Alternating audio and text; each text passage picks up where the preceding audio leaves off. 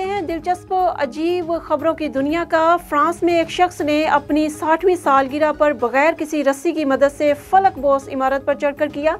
आलमी खबर रसाई इदारे के मुताबिक कोह पेमाई का शौक रखने वाले फ्रांसीसी शहरी एलियन रॉबर्ट ने टोटल एनर्जी की 48 मंजिला इमारत को बड़ी मुहारत से और बगैर किसी इजाफी मदद के अबूर करके सोशल मीडिया पर फ्रांसीसी स्पाइडरमैन का लक़ब हासिल कर लिया।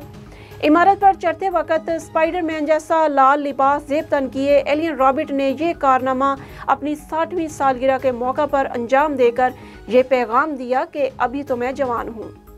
सऊदी शहरी ने चैन और सुकून की तलाश में 43 बरस में 53 शादियां रचाने का मज़ाहिका खेज दावा कर दिया। गैर मुल्की मीडिया के मुताबिक 63 साला सऊदी शहरी अबू अब्दुल्ला ने 43 साल में मुख्तलिफ खवातीन से 53 शादियां करने का दावा किया है, जिसके बायस उन्हें सदी का पॉलीगैमिस्ट करार दिया गया है।